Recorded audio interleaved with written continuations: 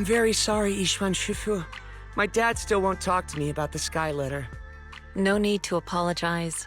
I should be thanking you for trying to help. But this isn't something we can force. The Tide Fair was created to lift people's spirits, to bring hope to the community. If it starts causing strife between a father and son, wouldn't that defeat the whole purpose? My dad used to love the Tide Fair. He'd bring the whole family along. To be honest, I didn't think much of it at the time.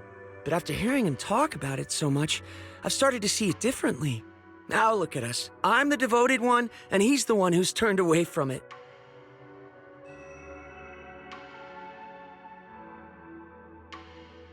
Was the Tide Fair always so popular? Maybe this is a good time to share what I know about the Tide Fair. The founder of Suibian Temple started traveling the world after leaving Waifei and hasn't returned to Yunkwei Summit since. I've only learned bits and pieces from records that were left behind. Decades ago, mystics from Yunkwei Summit first arrived in Waifei.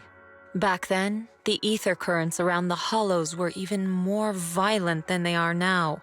Families were torn apart. People lost loved ones to the hollows, never to hear from them again. So a mystic created a special kind of paper bird called a sky letter. She had the people of Waifei write messages inside them, words of longing or prayers for family and friends. And then the mystic, armed only with her sword, carried a basket full of sky letters into the hollow and released them with a spell. The thoughts and prayers of Waifei were scattered across the hollow, and strangely enough, the violent tides around the hollow began to calm after that. I can take the story from here. Afterward, the mystics settled down here and built Suibian Temple. People kept releasing sky letters, and the ritual became an annual tradition, the Tide Fair. Nowadays, people still write sky letter messages for loved ones lost in the hollow, or blessings for those about to enter it. Then, a mystic at Suibian Temple performs a spell to send the sky letters flying into the hollow on their own. But we never knew the name of that mystic. Everyone just called her the Suibian Temple Shifu. Over time, the name stuck, and people just started calling her Sui Shifu.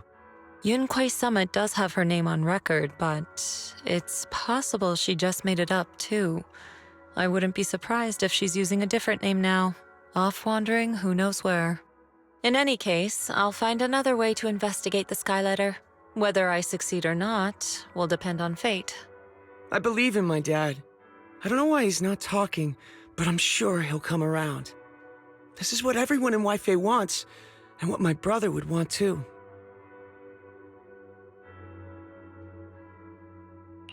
Your brother? Yeah, I had an older brother.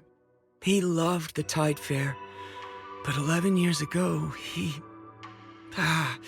forget it. Doesn't really matter now. Anyway, I'll stop bothering you. It's about time for me to head back.